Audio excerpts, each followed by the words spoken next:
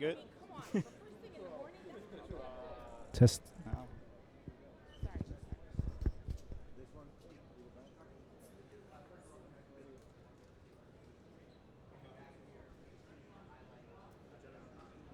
Good. How you doing?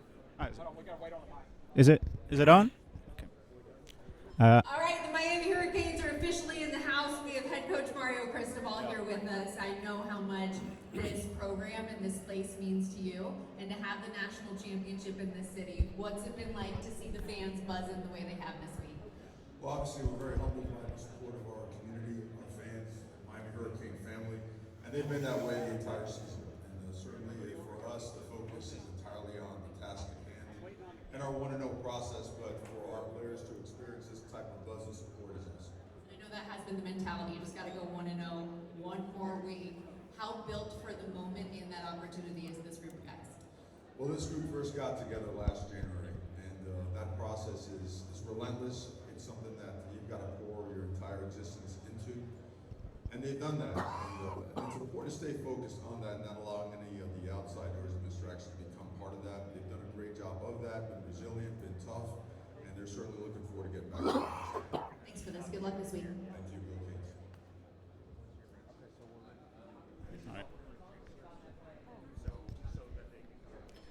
Coach, good morning. You guys held A&M to 3 points, Ohio State to 14 points. It seemed like Ole Miss could move the ball between the 20s.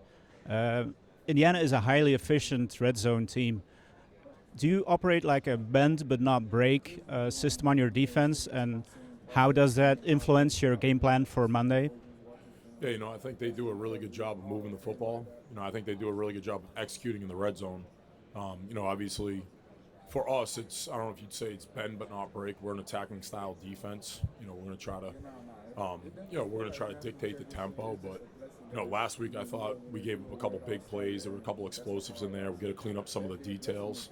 And I think earlier the A&M game, I thought we did a really good job of staying ahead of the sticks a little bit and creating some more stops. Mm-hmm. There were a couple plays in there. I thought that was a really explosive offense.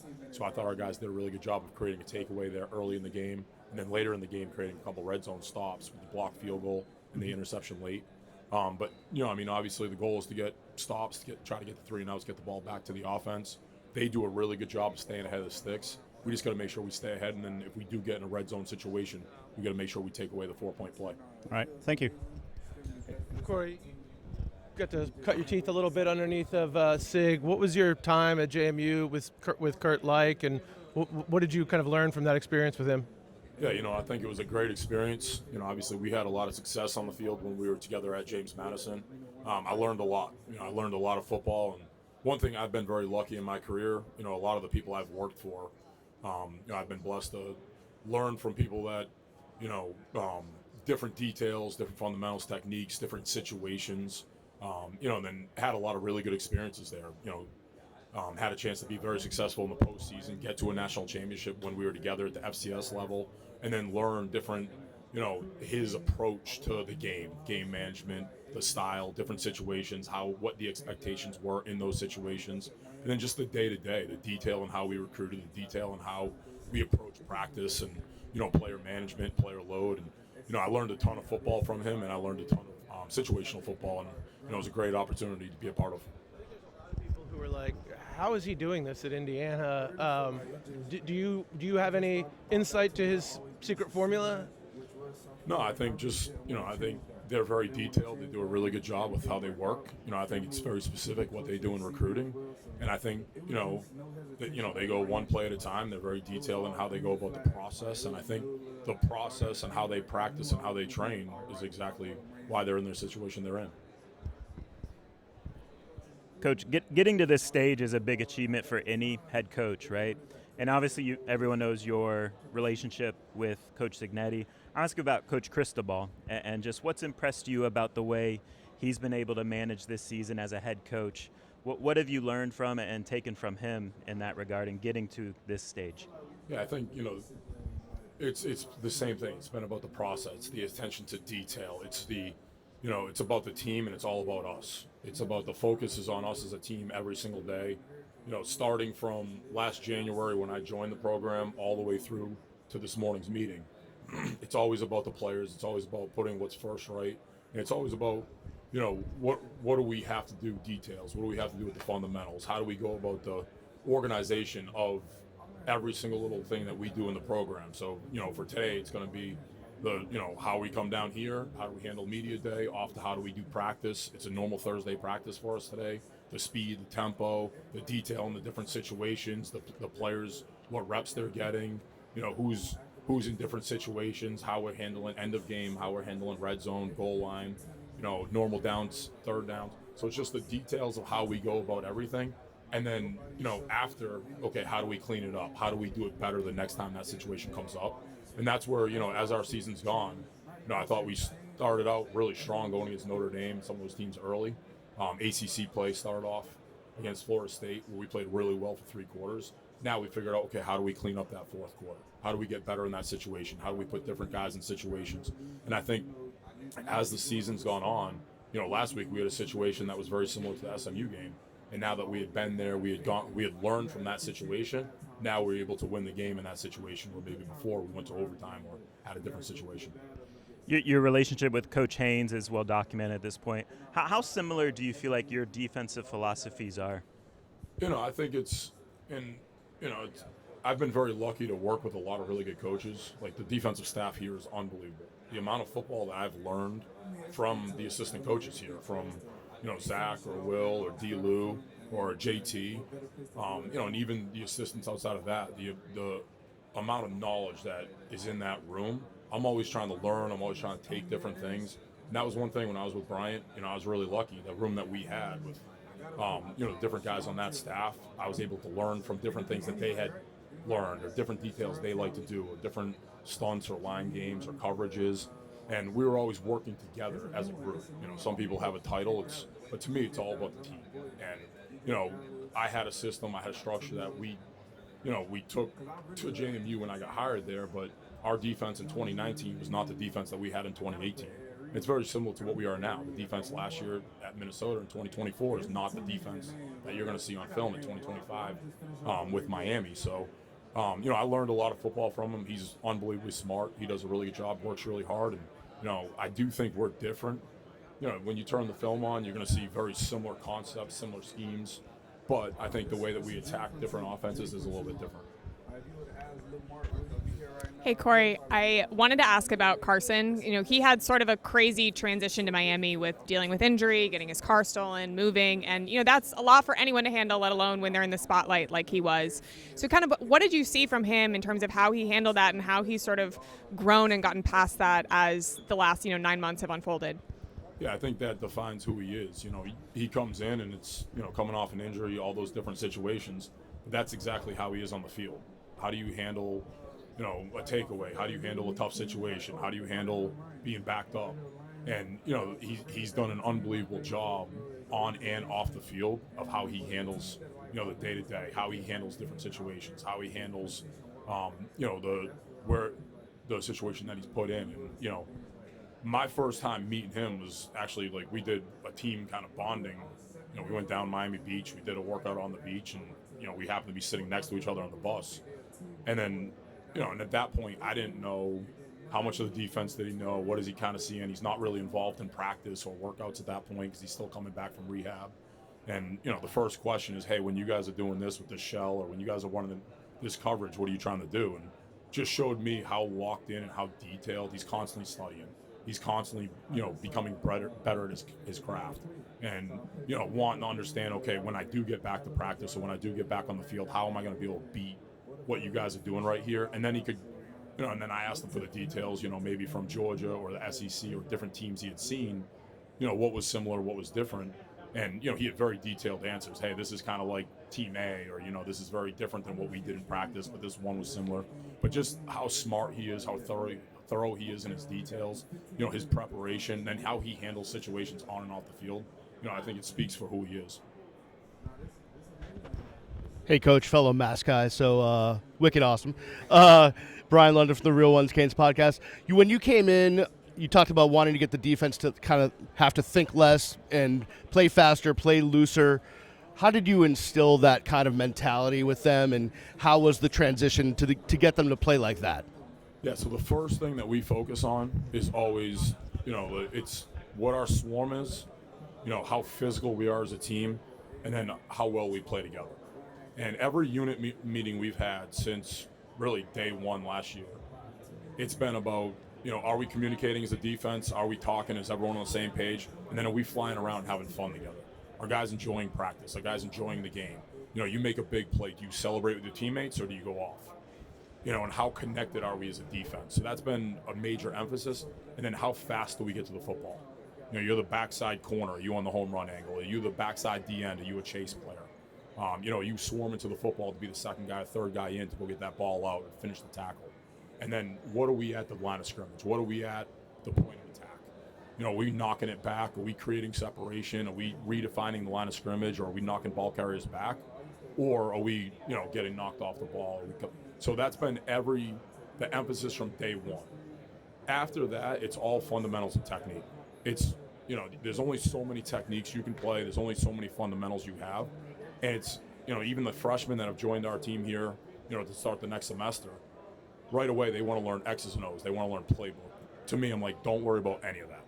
Learn about flat technique. Learn about skiff technique. Learn about quarter push, quarter curl.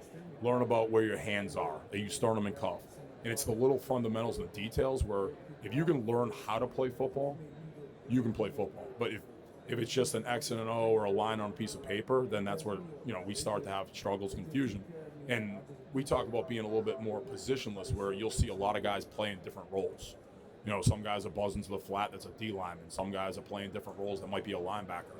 And that's where we teach them the fundamentals. So we might have a couple more calls, but you're doing the same thing over and over again. And it's only 4 or 5 different things.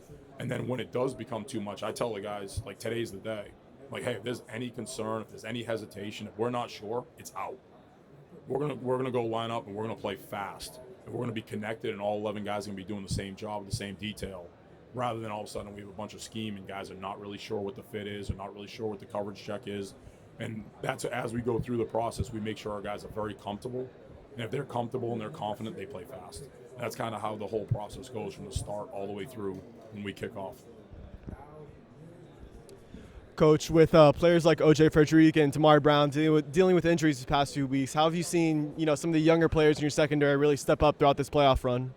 Yeah, that's a tribute to coach and how we go about in practice and how we do the reps, and we put our guys constantly in different situations. And it's one of those things where the way that we detail out the different packages, different special teams, different situations, all of our guys get reps. And even like when we call it in scrimmages, like some people will call just the base call over and over and over again. We're going to call our normal calls. We're going to attack with our blitzes. We're going to attack with our simulators. We're going to call our red zone calls or our end of game calls, no matter who's in the game, 1s, 2s, 3, it doesn't matter. And we'll put different guys a lot of times in different spots where it's not always the same 2 corners playing together. It's not always the same 2 linebackers playing together. And a lot of times that allows a younger guy to kind of learn from an older guy. He can kind of pick them up. You got for my room, you got a young linebacker in there and he's trying to figure out what the fit is. The older guy's picking him up. Hey, this is going to be this fit. This is going to be this coverage. Hey, you got to have your eyes here. Be alert for this play.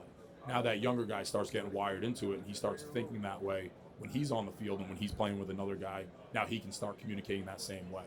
And that's where, early in the season, before you have injuries, you don't see those guys, but they're constantly training, they're constantly getting better. And then going against our offense every day, I always feel like it's the best team we go against. So having that opportunity to go against our quarterbacks, having the opportunity to go against our backs or our offensive line or our wide receivers, our guys are constantly getting better. So now you get thrown into a situation where your first rep, is last week against, Ole Miss's #1 wide receiver, or it's against Virginia Tech and they're running the ball at you and you're a young D lineman trying to figure out how to set the edge, or am I spilling this, or am I boxing this? What's my technique? You've been in that situation. You've been in that moment. And then we try to always talk about, Tuesday, Wednesday, Thursday, it's the same exact situation as Saturday. You got the bright lights, you got the crowd, but it's still 120, 53 in a third. You just block out the noise, you focus on the details, you control what you can control. And that way, we've had guys, every week, different guys stepped up in a situation, whether it's been a D lineman's been down, it's been a linebacker's been down, it's been a DB that's down. And, every week you see guys step up into those roles and they don't flinch and they don't blink and they step up and play really well. Hey, Coach. Mara Carey, AP. Your defense has had no problems getting to opposing quarterbacks this year. Can you talk about what challenges Indiana's offensive line might present and what you're seeing from that group? Yeah, I think they do a really good job. And it's you open the cut-ups this week, and there's a lot of like the off-track situations. I thought we were missing clips, or the third downs. There's not as many third down off tracks. They do a really good job of getting a 3rd and 1 to 2, a 3rd and 3 to 4, and for us, we gotta stop the run. They do a really good job of running the football and staying on track. They do a really good job of keeping the pocket clean for the quarterback because they put themselves ahead of the sticks in a lot of those situations. So we got to do a good job early in the game. We got to stop the run, and then they do a really good job mixing it up. The RPOs with it, the quick game, or shots early in the down, and we got to try to make sure our guys are detailed in, and they do some 7-man protections. They work some slides that our guys got to be able to handle the slides, understand what the rush rules are, how to counter back through it, and understand how we're handling that with our simulators and our pressures. But we got to stay on track. We got to stay ahead of the sticks, and we got to force them to be in situations where they have to drop back pass.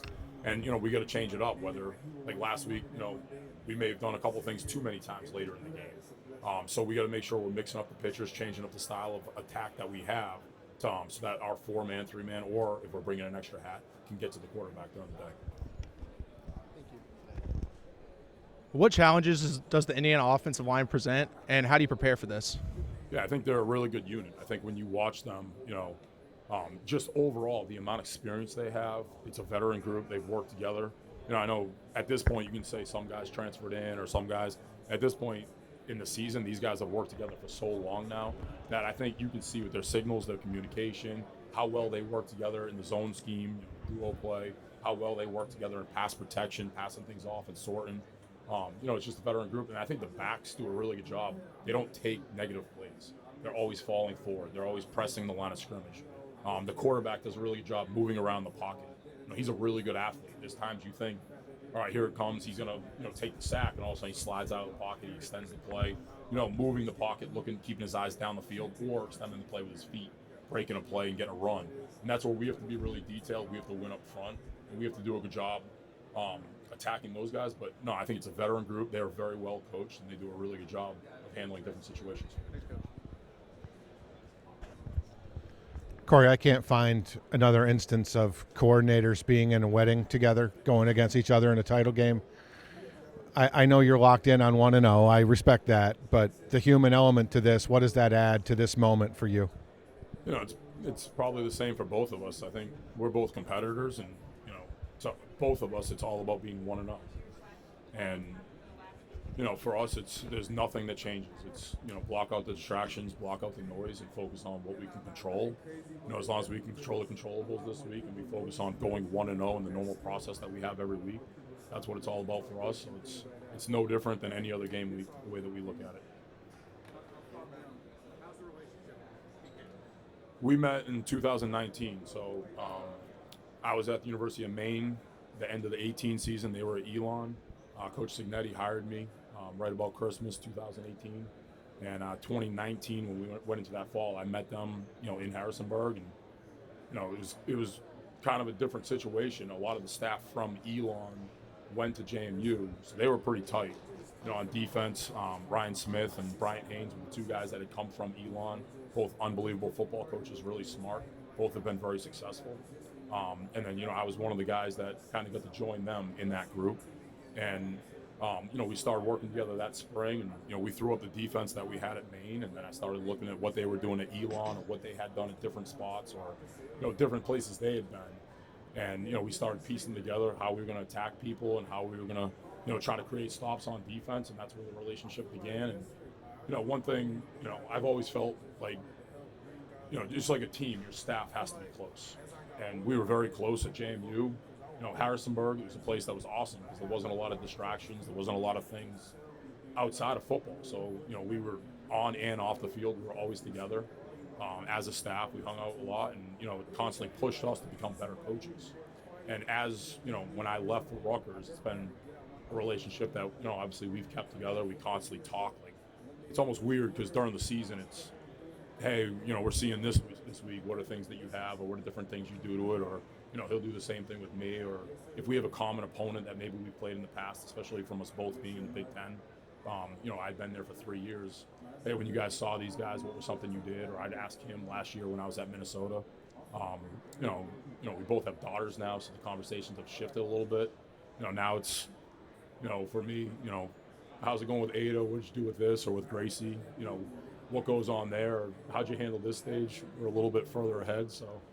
But, the conversations changed a little bit, but, that's kind of how it all started, and that's where it began. But, obviously we're pretty close. Coach, how does it feel that the relationship between yourself and Bryant has really come full circle, coaching on the same sidelines, learning from each other? He's in your wedding, and now you're opposite sidelines looking for a national championship.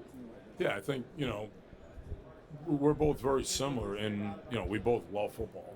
We're both very, very competitive. Staff meetings when we were together, it was, I think this is the call. I think that's the call. Well, I want to do it this way. And, okay, how do we meet in the middle? What's the best call? What's the best situation? How do we want to handle this? What are we going to do on game day? We worked very well together as a group when I was, with that entire staff, all the other guys that were there. And, as a collective group, the 5 or 6 of us that run the staff at JMU. And then, as we've continued, as we've gone separate ways between Indiana, Rutgers, Minnesota, and now Miami, we've stayed very close because I think we are very similar in our, beliefs in, football and life and, everything else that we handle. So, we'll remain close. And, obviously this week is just one of those things, he's on the other sideline and, it's been a situation before. There's been times this year and last year I've coached against close friends and, you don't pick up the phone that week. You keep it, you block out the noise, you focus on what you can control, and we work with our staff, and it's all about going 1-0 this week. Coach, when you turn on the film for Indiana, what do you see? How do they use their tight ends, specifically number 37, and how do they use their tight ends? No, I think they do a really good job. I think they're physical at the point of attack. I think the run game does find them in certain ways. I think they do a good job moving the tight end around. They do a really good job schematically, of using him in different positions to block, to create extra gaps, to move the line of scrimmage. And then the pass game, they do a really good job of hiding them, doing different things, getting them out in checkdowns, working some high-lows. And, he's definitely a guy that we have to be aware of all game. And I know more recently it's been, using an extra offensive tackle as a tight end also to get some bigger surfaces and to create some different things in the run game. So we have to be aware of that all day. What has Muhammad meant to you guys on defense? And I mean, any thought of everything he's been through? Two torn ACLs, the Texas A&M game. People didn't know if he was going to be okay, and here he is from Rutgers to leading, playing the national championship. Yeah, Mo's been awesome, and it's we've had a lot of different people, both from within the program and people that have come and joined the family since January that have had an unbelievable impact on why we're here right now.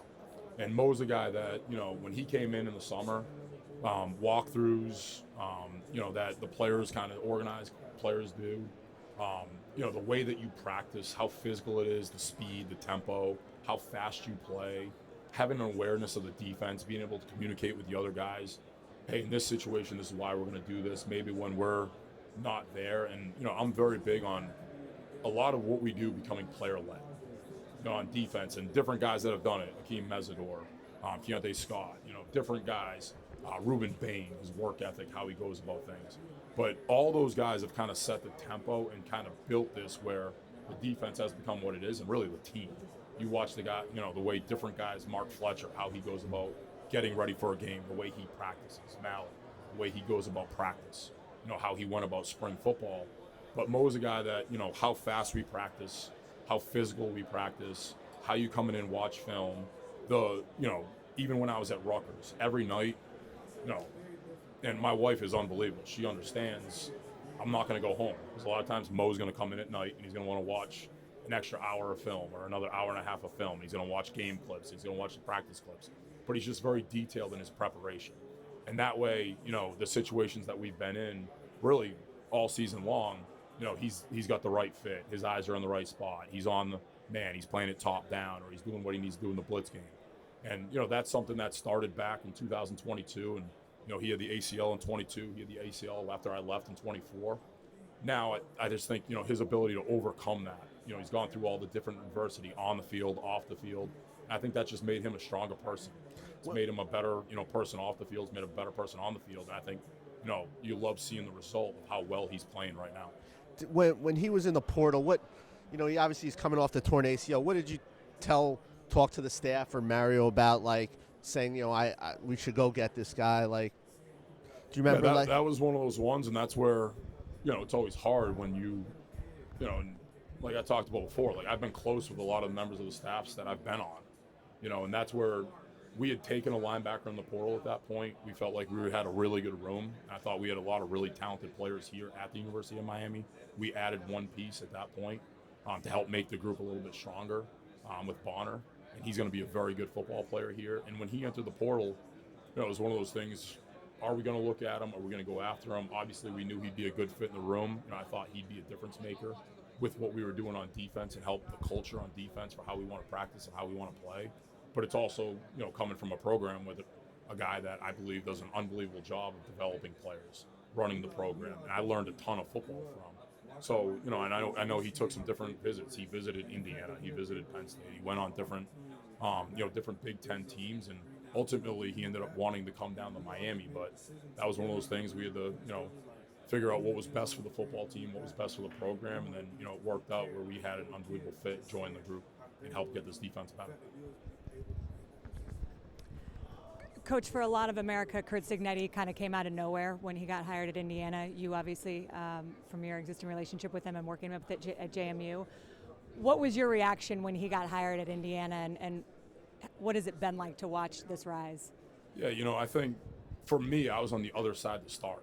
So we were at the University of Maine, and we had kind of been building, and in 2018, we finally got to a point where we were a playoff team and we were able to make a run in the postseason.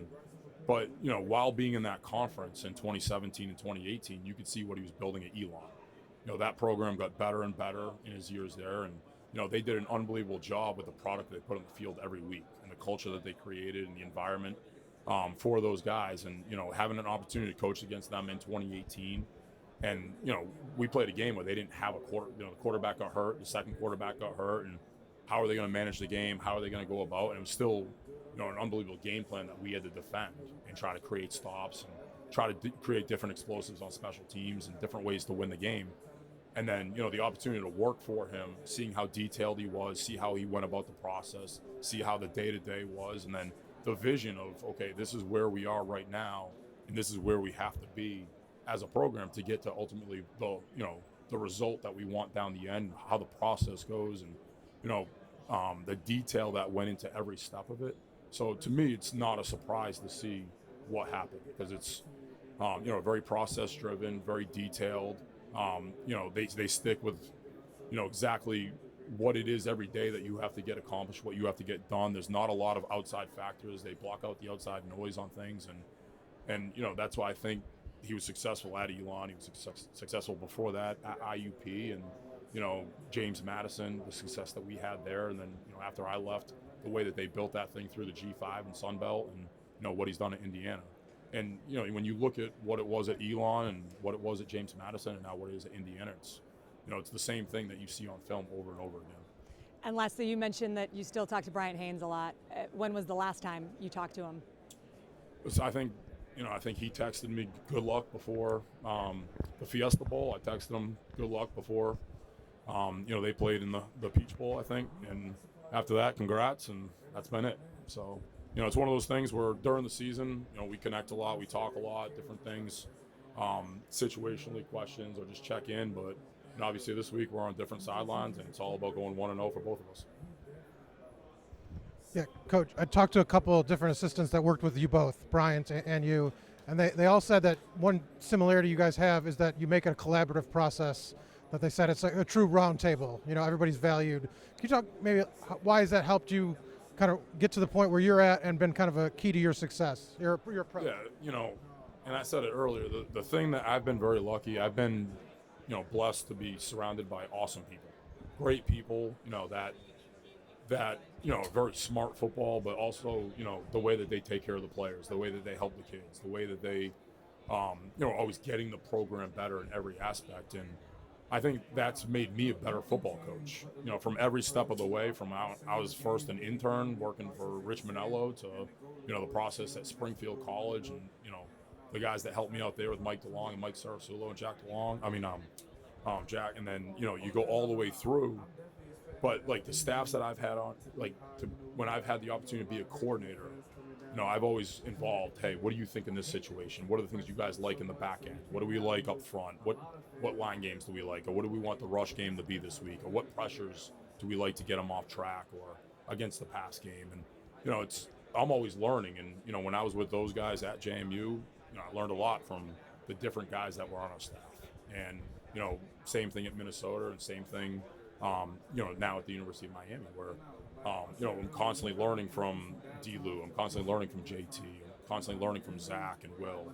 You know, okay, you know, what coverage do we want to play here? Okay, what do we want to do at the front right now? And you know, I think when everyone's involved, it just makes everyone closer. You know, it just means a little bit more. When I'm asking on the headset, hey, in this, you know, the next series, I think this is what we're going to do on third and medium. This is what I think we're going to do to start the series. Or if they get in the red zone, no, this is the call I think to go to right now. Everyone's very involved. It's not one person. It's not, hey, this is what he's going to do. It's, you know, the back end's involved with it. The front's involved with it. You know, everyone involved with the program is, hey, you know, I think they're going to try to hit this. Ladies, you know, I think we should want to be in this coverage. Please stand by as the Hurricanes rotate podiums. And, you know, I think that's where, like, everyone's constantly working together. Everyone believes in what we're doing.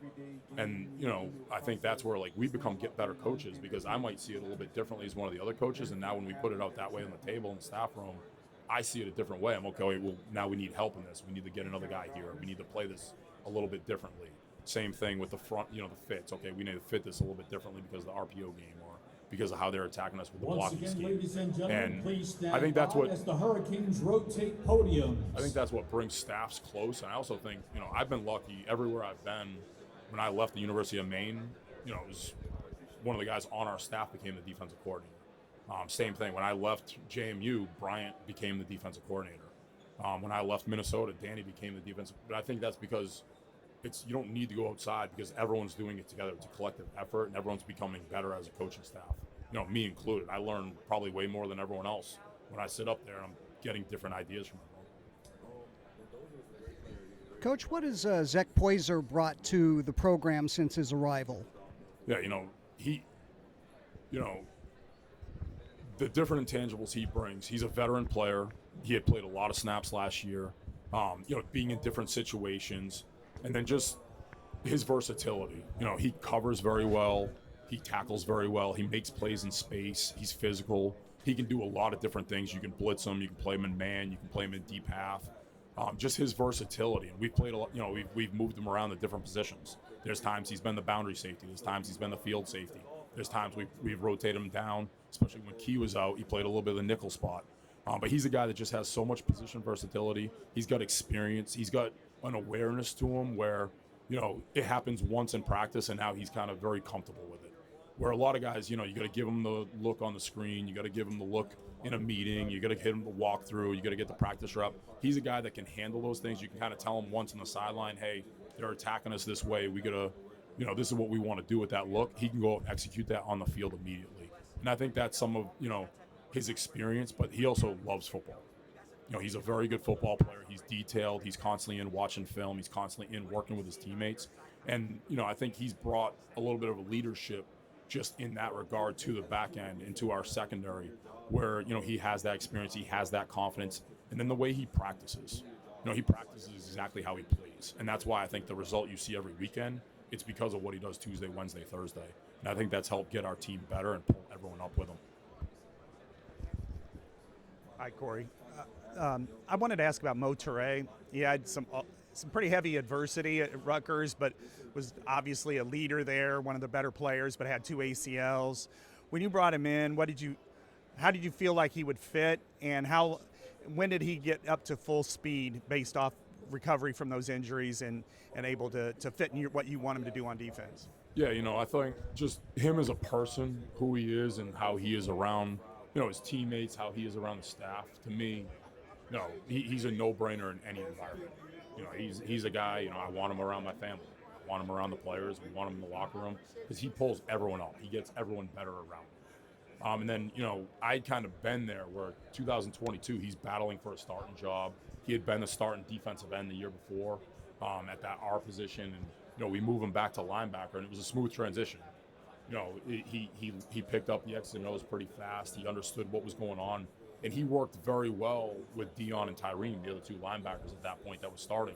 And it was like a 3-man rotation because they worked well together. And then, he has the injury. And what taught me a lot about him was a lot of guys, when they have an injury, it's easy to get away from football. It's easy to, not come in the building as much or not work as hard.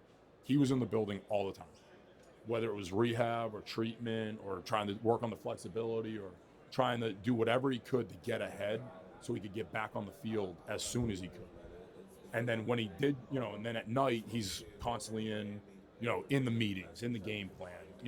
He knew the checks better than half the guys that were going to play because he's always paying attention. He was locked in, he was detailed, and he was working at it, even though he wasn't going to play that week and he wasn't going to play that season. When he came back the next year, he responded really well, and I think he was a second-team All-Big Ten player.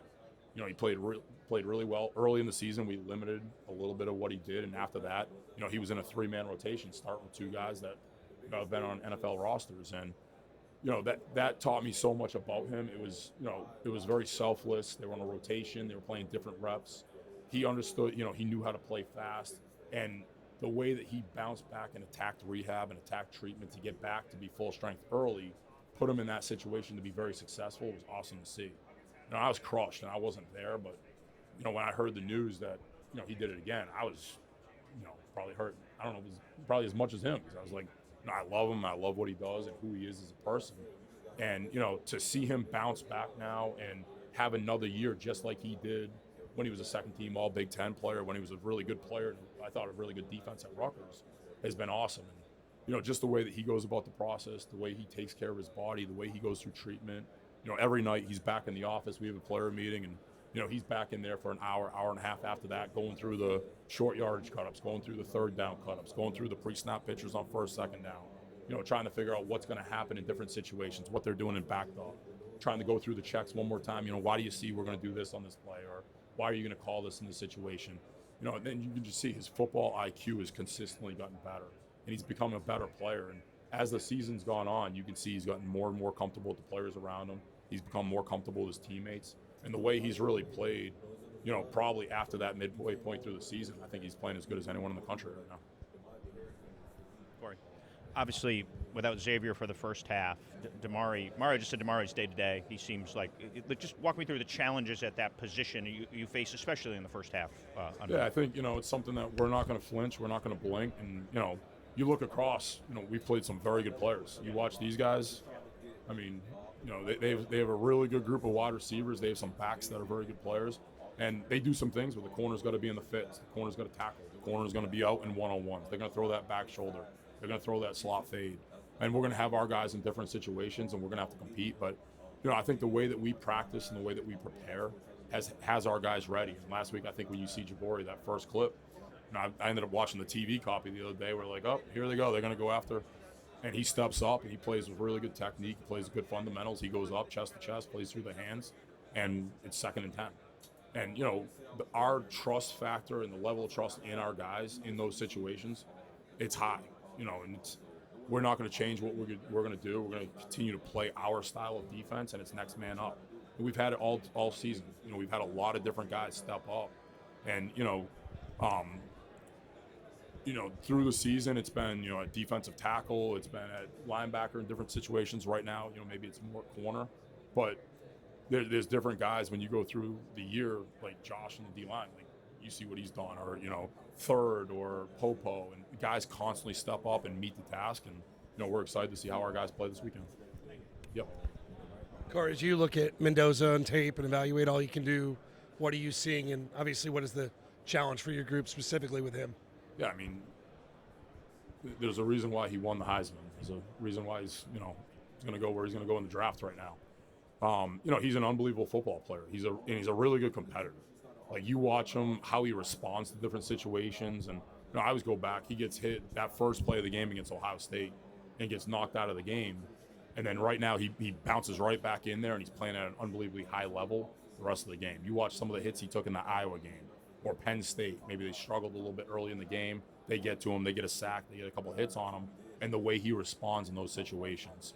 The pick he throws at Oregon, to pull that game a little bit tighter, and then to have, the composure and the amount of detail to respond from that and to go right back out and put the ball in his hands and make some of those throws he makes. I think he's a complete player. He does a really good job, and you can see, he runs what they're trying to do very well. He keeps them on track. He understands when to check the RPOs, when to take the access throws, and when just to hand the ball off and stay ahead of the sticks. But I think he's a complete player. I think he's very good. He's going to be a hard challenge for us, and he's the best quarterback we've seen this season. Corey, one of the interesting things of teams is backgrounds. Everybody comes from different, and coaching staffs too. You and Jason Taylor, for instance, your football background is completely different. What do you? They're not the same. Well, both of you have been successful in different ways, and I'm just curious. Do you ever joke with him about the Hall of Fame, or ask him a question about his pro career? Or anything? I mean, just personalize your relationship a little. A little bit here and there, but maybe not as much. I will say this: like last night was kind of cool. They had the footballs, and they're getting the autographs from everyone. And I go to someone gives me a football, I go to sign it to be a part of the team, and I see JT's autograph there. I'm like, I don't know if I want to ruin that one. Maybe I'll put mine over here. You can't see it in the same, a little different, but no. I mean, it's been awesome working with him, and I've learned a lot of football from him. And that's one thing I love about this profession is, it's as a player, we got guys that have won national championships at USC and Auburn. We got guys that are in the Hall of Fame. We got guys that were first-round draft picks on our D-line. And everyone comes from a different background. Everyone comes from something different. And, I love Fitchburg State, but not quite the same level as a lot of the guys that, I'm in the room with. But, what I learned there and what my coaches taught me and what my teammates taught me and my learning experience, I still think prepared me for all these different situations. And then, getting in a room where it's football, I think why we do what we do is we love coaching. We love building players. We love developing young men to become what they need to be on the field and off the field. And that's where, working together with him, hey, what do you think we need to do in this situation? What's the line game you want to do? What's the rush games we want to play? Or how do we want to attack the quarterback today? Or what do we want to do in the run game? What technique do we want to play versus this pitcher? We're going to be a 9 technique or a 6-eye, or, who's he keying in this? And, I have my ideas and I say what I think, and then I hear out what he's going to say. And it's been awesome working with him because I've learned a lot of different things. Okay, you know what? Maybe this is better than what we did last year or what we did 2 years ago or in the past. So it's helped make us a better defense. And then, there is times where, I think he made a comment yesterday. We're talking about trying to get the ball out. And he talked about he had over 50 strip attempts, and he took the ball out of someone, no problem. It's like, okay, let me see that again. How'd you do that? So, we're always learning, and some of it's from his experiences, and some of it's from his coaching past. And there is different stories, or especially in like recruiting, he'll tell a story to someone, and it's almost like I'm the recruit. I want to, okay, what happened there? Can you go through that again? But I enjoy some of that stuff as you go through the process, the different experiences and different stories. But it's been awesome, and I think as a group on defense, the relationships that we have and how close we are as a group, it's helped me a ton. Just becoming a part of the team and being welcome to the family down here. Because for us, some of the guys have been here and been a part of the staff, and other guys, we were brand new this January to this February when we got hired, and it's been awesome. Those guys welcoming us in, and then having us be a part of the family. Coach, when you look at the fact that, Curt Cignetti came from James Madison, you also spent some time there as well. Just what it says about kind of the roads you've both taken and to put something on the map like a James Madison when those conferences and those teams don't always get that credit. Yeah, I think, you look at, especially different places he's been and what's kind of defined him as a coach and what's built him or prepared him for where he is right now. And same thing, the different places that I've been, I think, you go through so many different things as a coach. There's the ups, the downs. There's the, you go out and you learn from your experiences all the time, the good, the bad, the ugly. And, I think that's where, my opportunity to work with him, I learned a ton of football. He had been in different situations. He had been, his experiences at NC State, his experiences all the way back to like Rice, or his experiences at Alabama that he would talk about, or different situations that they had at IUP that he learned from, that he wanted to learn from and put us in a better situation.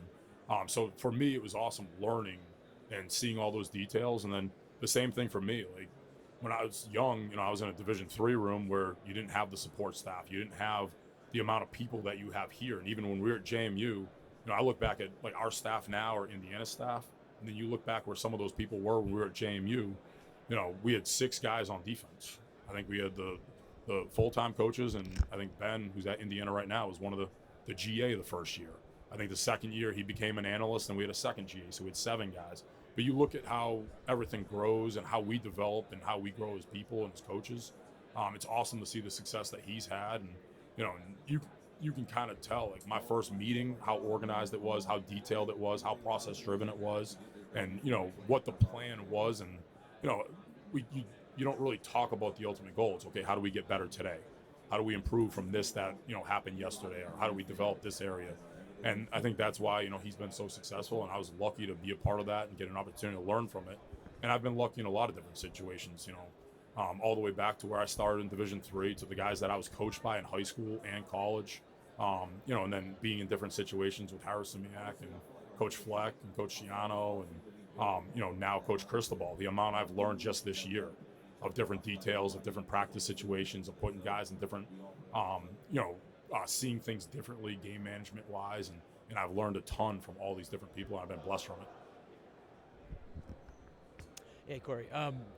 What are some of the things that you guys do well as a defense that have to happen on Monday for you to be successful? I think we have to play with confidence. I think we have to play fast. And, we always talk, the number one thing for us is our communication. And I always tell the defense, I don't care if you're in the right call or the wrong call, as long as all 11 guys are on the same call and we're playing fast and we're playing physical, we feel good about it. And we want to make sure we communicate, we play fast, and we play physical. And then we just got to make sure we tackle. They do a really good job of knocking the line of scrimmage back. We got to play with really good fundamentals and detail. And we got to win. We got to win early in the down. We got to stop the run. We got to try to make them make it so they're one-dimensional on offense. Is there anything specifically you talked things you've learned from people to get here? Anything specifically you had to learn when you look back to get to this level of success? Yeah, I mean, my first day coaching at King's College, I realized I had no idea what was going on. But it was just, you get put in a room, and it was nice early in my career because I worked with the wide receivers and spring ball. I helped out with the running backs, and the guy that worked with the quarterbacks, was a full-time high school teacher. So, he would be teaching during the day, and then, he'd come, and I was the intern, so I was there all day long. So, hey, can you get this done, or can you watch this cut up, or can you get this ready for me, or can you, have this guy ready for these clips? So it taught me a lot in that regard. And I kind of leaned on some of it being a quarterback or playing on offense where, okay, I know what the rules are for this, or I know what the progression is on this, or, and then some of the protections in the run game, the blocking schemes, a lot of that was details I had to learn better because I didn't have to deal with that as a player as much. My second year when I went to defense, I was the worst coach. And guys still joke around. Like, I have guys that played for me that, some of them I've talked to all the way through. Like, Tom Caporal is one of my first linebackers. He's up at Syracuse now. And he'll still send me texts, or he'll still, hey, remember when we tried to fit this that way? Or remember you coached this drill? And, it's one of those things where I had to learn how to tackle. I had to learn what block destruction was and how to defeat a block, what swarm was, what the angles you wanted to take to pursue the football. What happens when they motion? What happens when they come out empty? What checks are we going to be in? Or what happens when they line up in FIB? And there were so many different things when I got put on the defensive side of the ball where I'm a GA, and, where I was at Springfield is 9 GAs. Some guys are going out, some guys are hanging out, some guys are working on the classwork, and I'm sitting there in the office, looking at the picture one more time, still trying to figure out how to draw the card. Okay, how are we fitting this? Or who's going to go where? Or why are we getting lined up in this? Or why are we in a 9 technique year? And, it was a hard 2 years. And Coach Hollick, I mean, the amount of times I drew a card and it was completely wrong. And, we used to have to draw them in pencil, and he'd put a big X and a black marker through it, and have to redraw it in pencil, then to trace it, just to make sure it was right. Or the amount of times, I'd have to learn to coach my guys up to put them in a different situation, to get them in a better situation, or to learn the fundamentals, to coach it better on the field. Different tackling, different block destruction, or just the way we flowed to the ball, we leveraged the ball. And there I was lucky enough to work with edges and outside linebackers and then inside linebackers. So I was forced to learn coverages. I was forced to learn the fronts. And then when I went to Northeastern, it was the same thing. And we were 3-4. I basically coached in that defense what would be the equivalent of Mez on one side and Key on the other side. So I'm coaching a guy how to play scooch technique or catch technique, and then the other side, I'm basically coaching a D end. And I got these guys in the same room, and it taught me a lot of football, and I felt like I was never right. I remember like seeing Coach Fercucci every day, and I'd be like, all right, what did I get wrong today? I just knew. I was like, all right, here's the list. Get my notebook out, and I got to get more detailed. I got to get better at coaching the fundamentals. My indies got to be better designed or better organized. When we go through the walkthroughs, my coaching points are off the video. I got to have it lined up a little bit different because I got to make sure these clips get shown to my guys so we know exactly what we're doing. And, I've been lucky where all these people have helped define my career. They've helped so much. All these players, their ability to learn and adapt and push me as a coach. Like when I was at Maine, Joe Harris-Simiak's one of the guys that was a senior on the team, that helped me become a better coach. And, these different guys that are off coaching, and like some of them are in high school, some of them are in college. Some of them are Division III coaches right now at, Wesleyan and these different places. And I'll still, when I need help, I still call them. Hey, when you guys are seeing this, or, some of the guys are offensive coordinators or head coaches. Hey, when you see this, how are you handling, or what are you doing in that situation? And just everything all the way around has helped me become a better coach and, really a better person in all these areas with how I handle situations with players or on and off the field. So correct me if I'm wrong, you and Bryant were each other's best men. Is that accurate?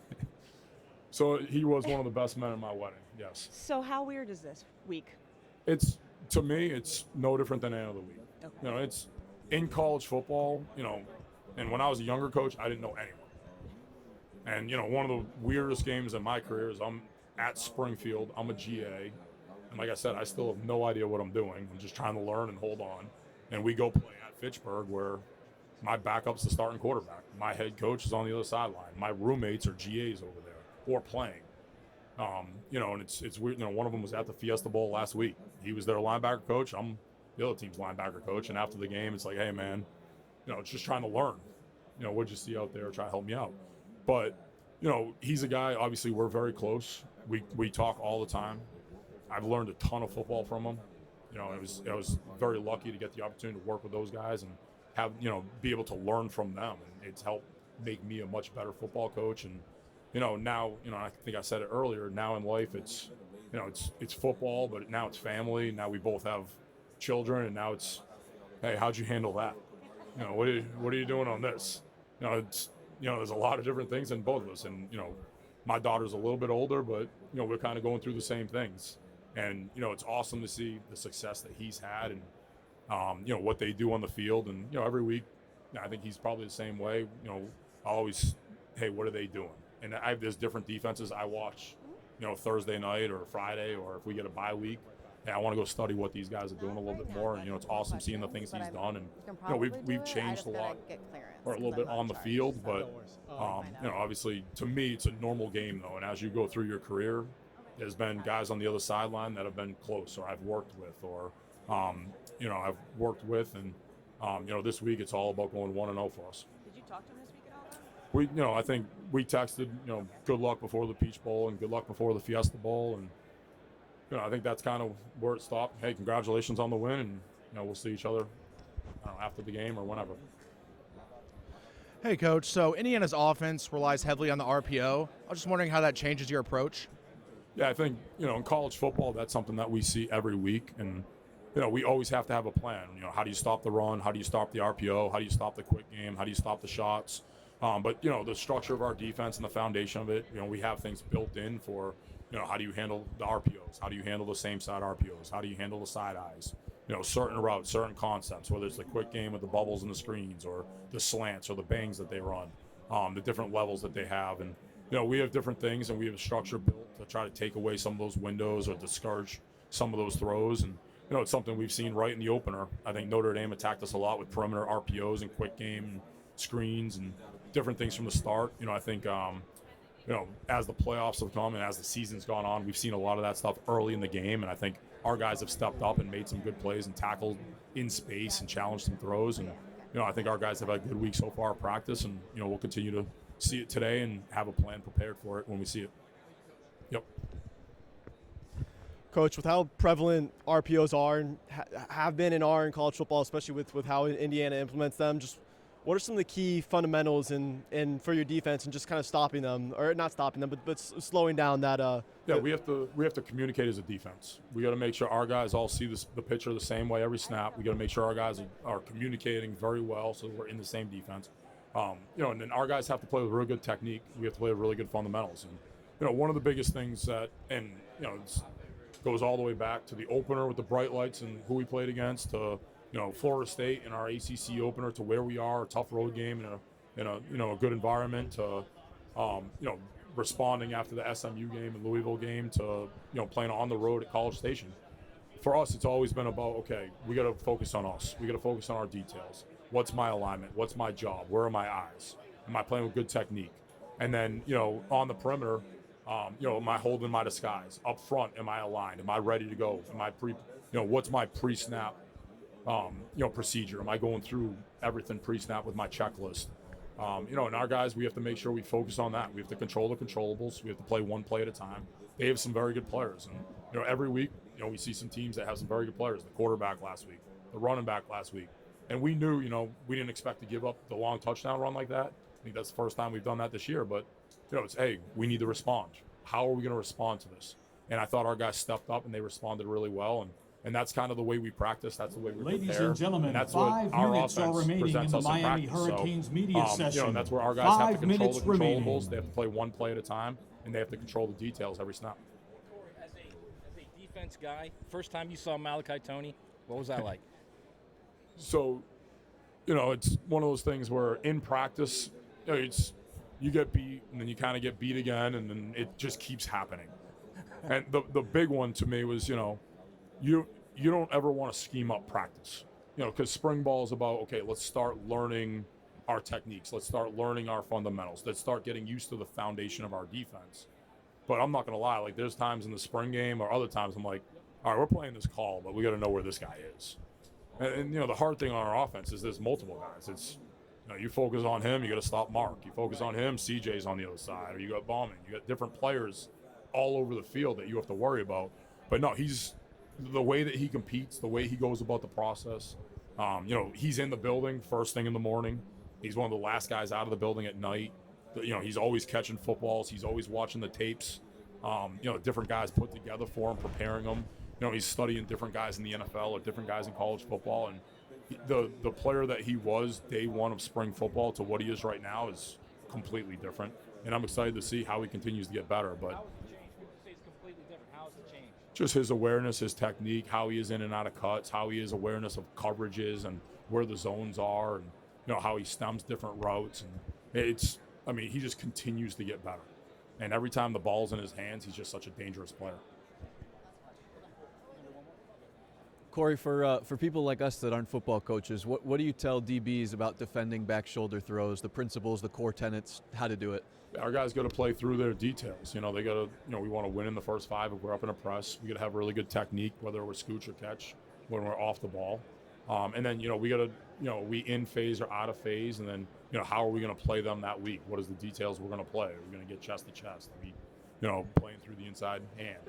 And we'll have different techniques, and we coach up differently every week. And, certain guys will coach differently depending what their strengths, their weaknesses, what size they are.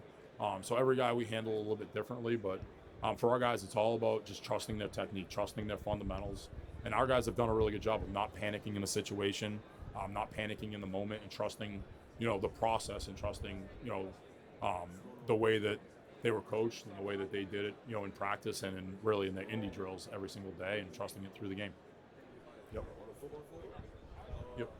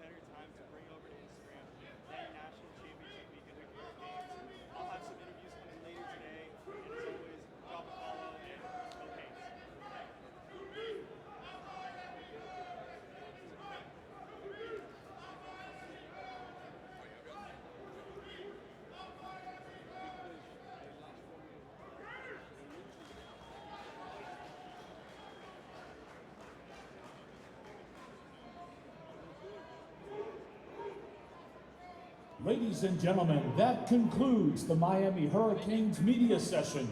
In approximately 30 minutes, the Indiana Hoosiers media session will begin. Once again, that concludes the Miami Hurricanes media session. The Indiana Hoosiers media session will begin in approximately 30 minutes.